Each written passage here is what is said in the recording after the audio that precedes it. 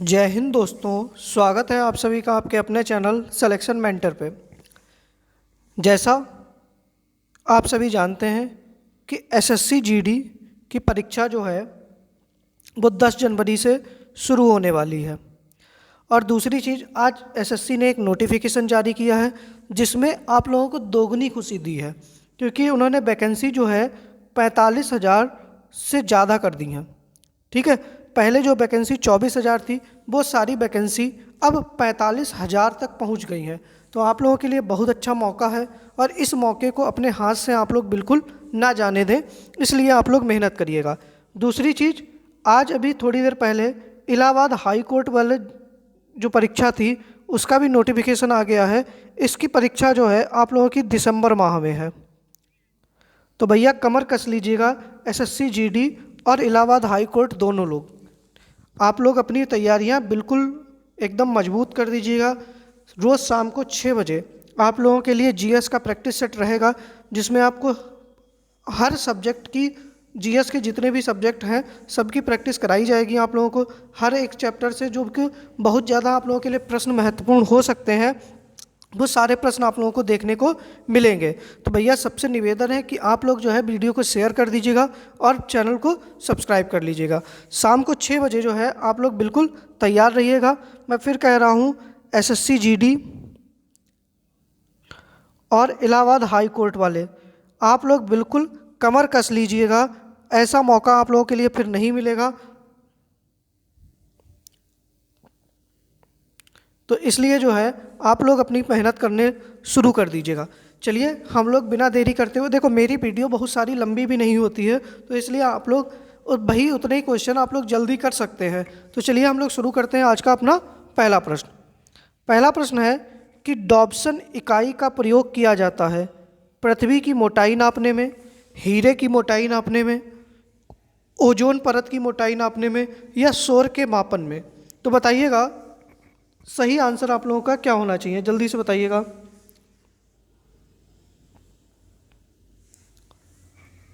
तो डॉब्सन का प्रयोग किसमें किया जाता है? ओजोन परत की मोटाई नापने में। किसमें? ओजोन परत की मोटाई नापने में डॉब्सन इकाई का प्रयोग किया जाता है। तो पहले प्रश्न का सी आंसर आप लोगों का बिल्कुल सही हो जाएगा।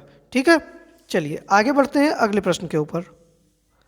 अगला प्रश्न है कि मनुष्य का औसत रक्तचाप होता है 60 से 100, 20 से 80, 60 से 140, 120 से 80। तो आप लोग बताइएगा कि मनुष्य का औसत रक्तचाप कितना होता है। तो सही आंसर आप लोगों का क्या होना चाहिए, जल्दी से बताइएगा। तो मनुष्य का औसत रक्तचाप जो होता है वो 120 से 80 होता है। अगर मनुष्य का औसत रक्तचाप 120 से ऊपर गया तो उसको क्या हो जाएगा? High blood pressure. और अगर 80 से नीचे गया तो क्या कहा जाएगा? Low blood pressure. ठीक है, तो आप लोग इसको भी थोड़ा ध्यान रखिएगा। सही आंसर आप लोगों का डी ऑप्शन बिल्कुल सही हो जाएगा। चलिए आगे बढ़ते हैं अगले प्रश्न के ऊपर। अगला प्रश्न है कि रावी नदी कहाँ से निकलती है? राकसताल तिब्बत से, मानसरोवर झील रोहतांग दर्रा से या अमरकंटक पठार से। तो बताइएगा सही आंसर आप लोगों का क्या होना चाहिए, जल्दी से बताइएगा।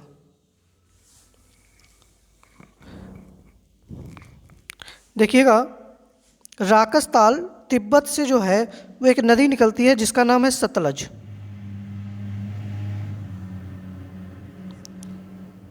क्या नाम है? सतलज नदी। तो आपसे प्रश्न पूछ लिया जाए कि सतलज नदी कहाँ से निकलती है, तो राकसताल से। ठीक है, मानसरोवर झील, तो मानसरोवर झील से कौन सी नदी निकलती है? तो मानसरोवर झील से सिंधु नदी निकलती है। कौन सी? सिंधु नदी निकलती है। रोहतांग दर्रा से कौन सी नदी निकलती है? तो आपकी रावी नदी निकलती है। सही आंसर सी हो जाएगा। और अमरकंटक के पठार से नर्मदा नदी निकलती है। कौन सी? नर्मदा नदी निकलती है। और रोहतांग दर्रा किस राज्य में स्थित है, जल्दी से आप लोग कमेंट बॉक्स में बताइएगा। रोहतांग दर्रा किस राज्य में स्थित है, कमेंट बॉक्स में बताइएगा। तो रोहतांग दर्रा जो है वो आपका कहाँ पर है?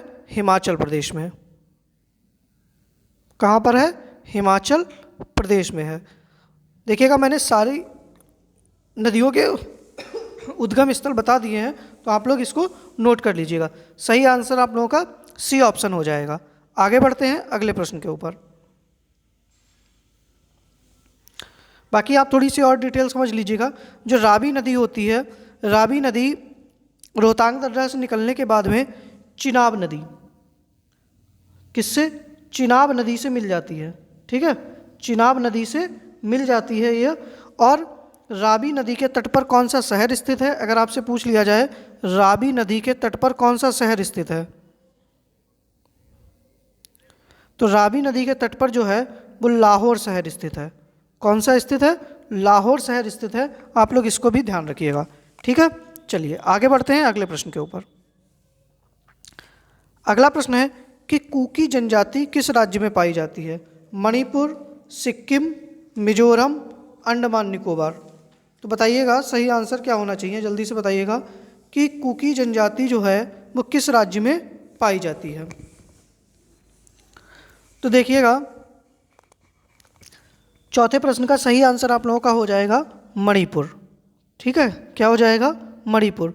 कुकी जनजाति जो है वो मणिपुर में पाई जाती है। सही आंसर हो गया आपका ए ऑप्शन। सिक्किम में कौन सी जनजाति पाई जाती है? तो सिक्किम में जनजाति पाई जाती है लेप्चा। कौन सी? लेप्चा जनजाति पाई जाती है। यहीं पर एक लेद्दा जनजाति पाई जाती है। ठीक है, लेप्चा और लेद्दा नाम की जनजाति कहाँ पर पाई जाती है? सिक्किम में। ठीक है, आपका जो मिजोरम है, मिजोरम में एक जनजाति पाई जाती है जिसका नाम है लुसाई। क्या नाम है? लुसाई नाम है। ये भी आप लोग याद रखिएगा। इसके साथ में जो अंडमान निकोबार है इसमें सैम्पन जनजाति पाई जाती है। कौन सी? एक सैम्पन पाई जाती है और एक जारवा जनजाति पाई जाती है। ठीक है, तो इसको आप लोग ध्यान रखिएगा। चौथे प्रश्न का ए आंसर आप लोगों का बिल्कुल सही हो जाएगा कि कुकी जनजाति जो है वो कहाँ पाई जाती है? तो आपका मणिपुर राज्य में पाई जाती है। ठीक है, चलिए आगे बढ़ते हैं अगले प्रश्न के ऊपर। अगला प्रश्न है कि अनुच्छेद 213 संबंधित है किससे?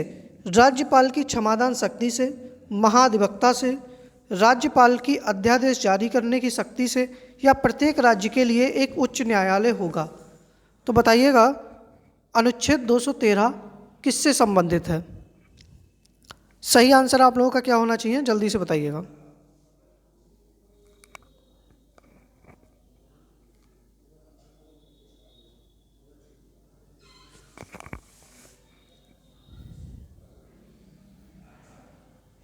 तो देखिएगा राज्यपाल की जो क्षमादान की शक्ति है वो किस में है?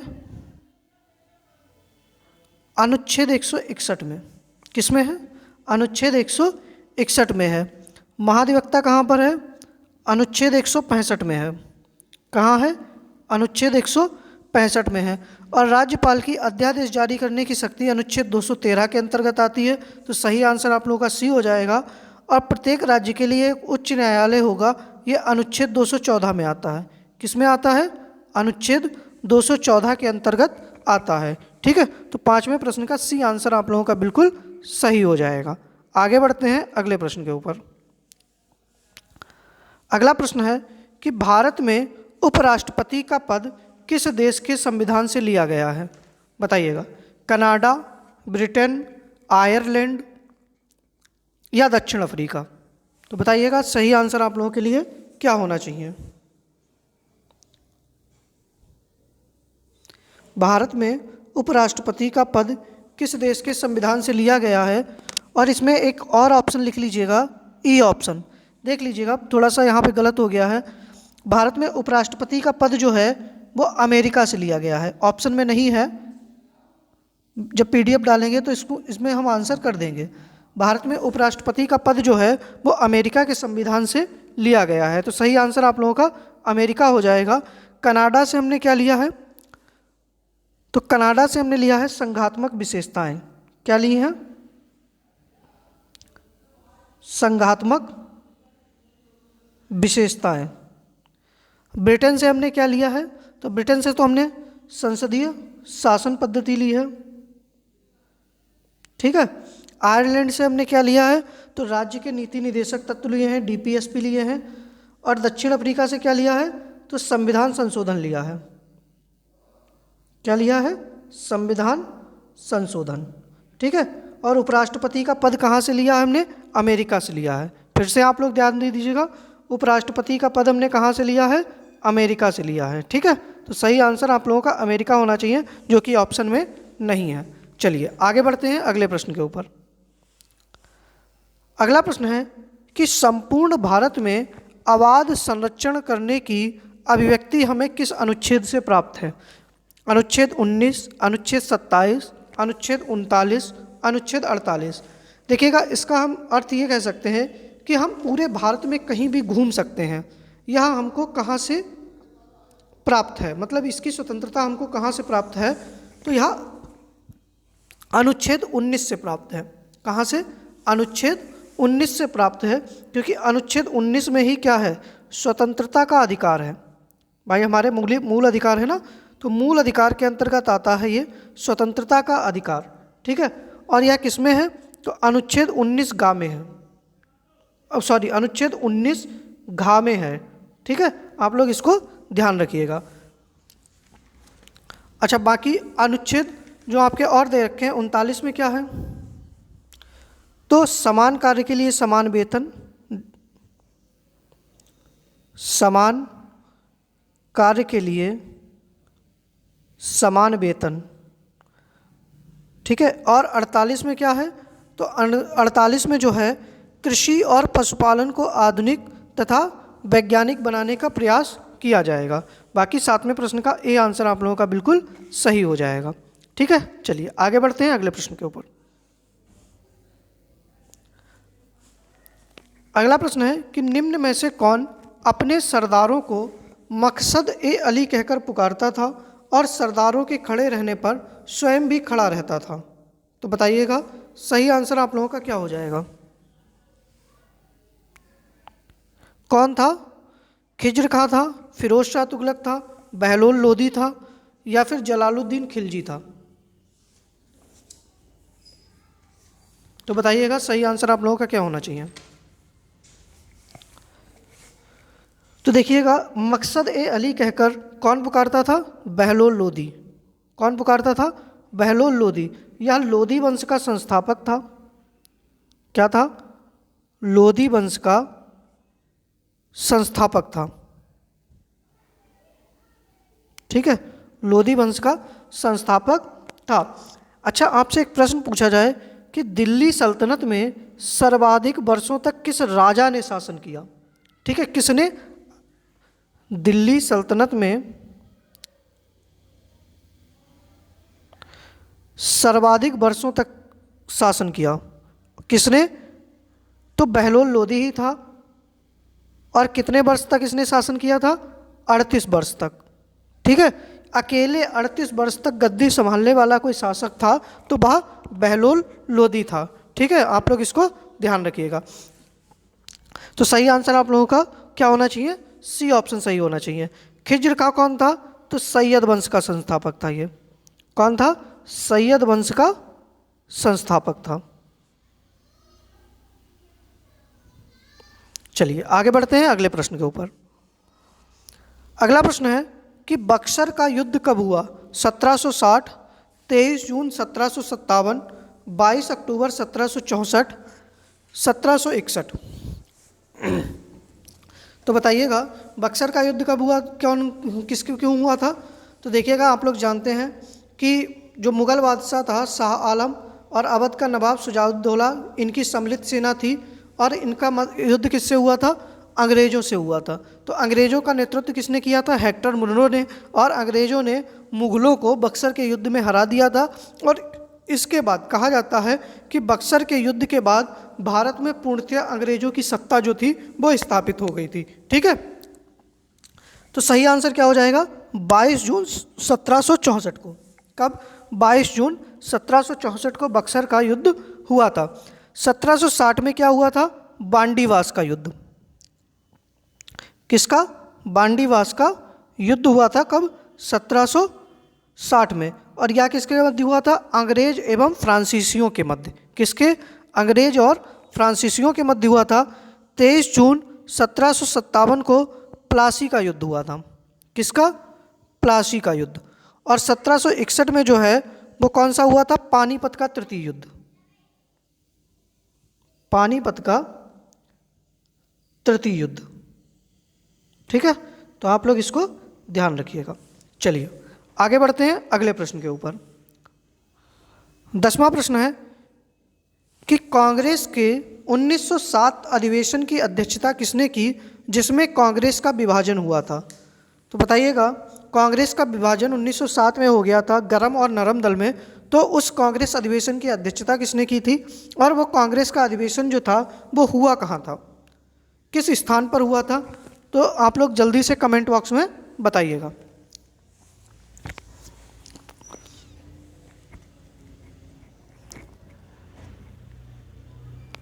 बताइएगा सही आंसर आप लोगों का क्या होना चाहिए। देखिएगा 1907 में अधिवेशन हुआ कहाँ था? सूरत में। कहाँ हुआ था? सूरत में हुआ था और रास बिहारी घोष ने इसकी अध्यक्षता की थी। और इसी में क्या हुआ था? कांग्रेस का विभाजन नरम और गरम दल में। ठीक है, गरम और नरम दल में इसका विभाजन हो गया था। आपके जो बिशन नारायण धर थे, इन्होंने किस कांग्रेस अधिवेशन की अध्यक्षता की थी? तो 1911 अधिवेशन की। कहाँ हुआ था? कलकत्ता में हुआ था। और इन्हीं के टाइम पर सबसे पहली बार राष्ट्रगान गाया गया था। क्या गाया गया था? राष्ट्रगान। दादा भाई नौरोजी जो थे, इन्होंने 1906 कलकत्ता अधिवेशन की अध्यक्षता की थी। ठीक है, और इसमें क्या हुआ था? स्वराज शब्द का उल्लेख किया गया था। और गोपाल कृष्ण गोखले जी जो थे, इन्होंने 1905 में बनारस अधिवेशन की अध्यक्षता की थी। कहाँ? बनारस अधिवेशन की। तो आप लोग ये भी ध्यान रखिएगा। सही आंसर ए ऑप्शन आप लोगों का बिल्कुल सही हो जाएगा। आगे बढ़ते हैं अगले प्रश्न के ऊपर। अगला प्रश्न है कि भारत की पहली इलेक्ट्रॉनिक डबल डेकर वातानुकूलित बस का अनावरण कहाँ किया गया? हैदराबाद, मुंबई, दिल्ली, कोलकाता। तो सही आंसर आप लोगों का क्या होना चाहिए? भारत की पहली इलेक्ट्रॉनिक डबल डेकर वातानुकूलित बस जो है, इसकी शुरुआत कहाँ हुई है? तो मुंबई में हुई है। कहाँ पर? मुंबई में हुई है। तो सही आंसर आप लोगों का क्या हो जाएगा? तो बी ऑप्शन आप लोगों का बिल्कुल सही हो जाएगा। ठीक है, चलिए आगे बढ़ते हैं अगले प्रश्न के ऊपर। अगला प्रश्न है कि मानव यात्रियों को ले जाने वाले भारत के पहले ड्रोन का नाम क्या रखा गया है? अरुण, उड़ान, हौसला, वरुण। तो बताइएगा 12वें प्रश्न का सही आंसर आप लोगों का क्या होना चाहिए कि मानव यात्रियों को ले जाने वाले भारत के पहले ड्रोन का नाम जो है वो क्या रखा गया है? तो 12वें प्रश्न का सही आंसर हो जाएगा आपका क्या? वरुण। क्या हो जाएगा? वरुण हो जाएगा। तो 12वें प्रश्न का डी आंसर आप लोगों के लिए बिल्कुल सही है। आगे बढ़ते हैं अगले प्रश्न के ऊपर। अगला प्रश्न है कि भारत की पहली आर्टिफिशियल इंटेलिजेंस आधारित डिजिटल लोक अदालत की शुरुआत कहाँ की गई? प्रयागराज, जयपुर, भोपाल, मुंबई। तो बताइएगा सही आंसर आप लोगों का क्या हो जाएगा? 13वें प्रश्न का सही आंसर बताइएगा क्या होना चाहिए। भारत की पहली आर्टिफिशियल इंटेलिजेंस आधारित डिजिटल लोक अदालत की शुरुआत कहाँ हुई है? तो ये सही आंसर आप लोगों का क्या हो जाएगा? जल्दी से बताइएगा। 13वें प्रश्न का सही आंसर हो जाएगा जयपुर। कहाँ की गई? जयपुर में की गई। तो 13वें प्रश्न का बी आंसर आप लोगों का बिल्कुल सही हो जाएगा। देखिएगा जहाँ पर आप लोगों के लिए मुझे अधिकतर कुछ चीज़ें और बतानी थी, तो मैंने वहाँ पर आप लोगों के लिए हर चीज़ डिस्कस की। अब यहाँ ज़्यादा चीज़ें नहीं बताने वाली हैं, तो इसलिए मैं आगे बढ़ता हुआ जल्दी जल्दी चला जा रहा हूँ। ठीक है, चलिए अगला प्रश्न है, भारत की पहली खारे पानी से जलने वाली लालटेन का नाम क्या रखा गया है? रोशनी, महक, ज्योति या रीवा। तो बताइएगा भारत की पहली खारे पानी से जलने वाली लालटेन का नाम क्या रखा गया है? सही आंसर क्या होना चाहिए? रोशनी है, महक है, ज्योति है या रीवा है। तो 14वें प्रश्न का सही आंसर हो जाएगा, नाम क्या रखा गया है? रोशनी। ठीक है, 14वें प्रश्न का ए आंसर आप लोगों का बिल्कुल सही हो जाएगा। आगे बढ़ते हैं अगले प्रश्न के ऊपर। अगला प्रश्न है कि पेंडुलम घड़ी तीव्र गति से चल सकती है? ग्रीष्म ऋतु में, बसंत ऋतु में, वर्षा ऋतु में, शीतकाल में? बताइएगा।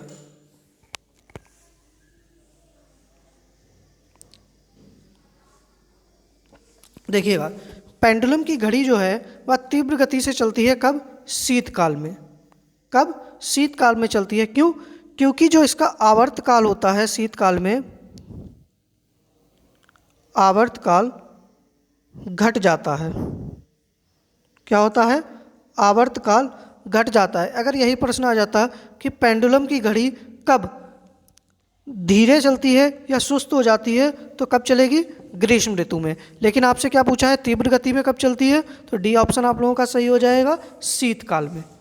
ठीक है, तो सही ऑप्शन क्या हो जाएगा 15वें प्रश्न का? डी आंसर आप लोगों का बिल्कुल सही हो जाएगा। क्यों? क्योंकि इसका आवर्तकाल जो होता है वो घट जाता है सर्दियों में। चलिए आगे बढ़ते हैं अगले प्रश्न के ऊपर। अगला प्रश्न है कि कंचोत महोत्सव की शुरुआत कहाँ हुई है? बताइएगा। जम्मू कश्मीर, राजस्थान, मणिपुर या फिर तेलंगाना? तो 16वें प्रश्न का सही आंसर आप लोगों का क्या हो जाएगा? जल्दी से बताइएगा। तो कंचोत महोत्सव जो है इसकी शुरुआत जो है वो जम्मू कश्मीर में हुई है। कहाँ हुई है? जम्मू कश्मीर में हुई है। तो 16वें प्रश्न का ए आंसर आप लोगों का सही हो जाएगा। तेलंगाना में कौन सा है? बथुकम्मा। कौन सा? बथुकम्मा फूल उत्सव। आप लोग इसको ध्यान दीजिएगा। ठीक है, चलिए आगे बढ़ते हैं अगले प्रश्न के ऊपर। अगला प्रश्न है कि जूता और चमड़ा उत्पाद नीति 2022 लॉन्च करने वाला भारत का पहला राज्य कौन बना? कर्नाटक, उत्तर प्रदेश, तमिलनाडु, महाराष्ट्र? तो 17वें प्रश्न का सही आंसर आप लोगों का क्या होना चाहिए? जल्दी से बताइएगा। तो जूता और चमड़ा उत्पादन नीति जो है इसको लागू करने वाला भारत का पहला राज्य बना है तमिलनाडु। कौन सा बना है? तमिलनाडु बना है। तो 17वें प्रश्न का सी आंसर आप लोगों का बिल्कुल सही हो जाएगा। अगला प्रश्न है कि हिंदुस्तान एरोनॉटिक्स लिमिटेड ने किस देश में अपना पहला विदेशी कार्यालय खोलने की घोषणा की है? Malaysia, Maldives, Kenya, Philippines? तो बताइएगा 18वें प्रश्न का सही आंसर आप लोगों का क्या होना चाहिए? तो 18वें प्रश्न का सही आंसर क्या हो जाएगा कि हिंदुस्तान एरोनॉटिक्स लिमिटेड ने मलेशिया में अपना पहला विदेशी कार्यालय खोलने की घोषणा की है। तो 18वें प्रश्न का ए आंसर आप लोगों का बिल्कुल सही है। आगे देखते हैं अगला प्रश्न। स्वदेशी आंदोलन कब प्रारंभ हुआ? 19 जुलाई 1905, 16 अक्टूबर 1905, 7 अगस्त 1905, 13 अगस्त 1905? तो बताइएगा सही आंसर आप लोगों का क्या होना चाहिए? जल्दी से बताइएगा, सही आंसर आप लोगों के लिए क्या हो जाएगा? तो देखिएगा 19 जुलाई 1905 को बंगाल विभाजन का प्रस्ताव लाया गया। क्या हुआ? बंगाल विभाजन का प्रस्ताव। ठीक है, और 16 अक्टूबर 1905 को क्या हुआ? बंगाल का विभाजन हो गया। ठीक है, और 7 अगस्त 1905 को क्या हुआ? स्वदेशी आंदोलन प्रारंभ हुआ, जो कि कहाँ? कलकत्ता के टाउन हॉल से। कहाँ से? कलकत्ता के टाउन हॉल से यह प्रारंभ हुआ। तो 19वें प्रश्न का सी आंसर आप लोगों का बिल्कुल सही हो जाएगा। ठीक है, आगे बढ़ते हैं अगले प्रश्न के ऊपर। अगला प्रश्न है कि the journey of a nation 75 years of Indian economy पुस्तक के लेखक कौन है? शशि थरूर, दीपक चटर्जी, प्रकाश सिंह, संजय बारू? तो बताइएगा सही आंसर क्या हो जाएगा?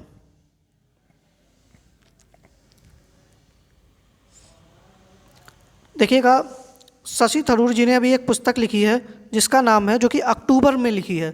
ठीक है, हालांकि शशि थरूर जी तो बार बार पुस्तकें लिखते रहते हैं। जैसे कि अभी इन्होंने 2021 में एक पुस्तक लिखी थी, प्राइड करके कुछ बुक का नाम था, याद नहीं है मुझे। लेकिन हाँ, अभी इन्होंने एक जल्दी बुक लिखी है, अम्बेडकर। क्या लिखी है? Ambedkar a life. ठीक है, और the journey of nation 75 years of Indian economy, यह संजय बारू की पुस्तक है। किसकी है? संजय बारू की पुस्तक है। तो आप लोगों का डी आंसर बिल्कुल सही हो जाएगा। ठीक है, डी ऑप्शन आप लोगों का बिल्कुल सही हो जाएगा। आगे बढ़ते हैं। देखिएगा, आज यहीं तक ये प्रश्न थे।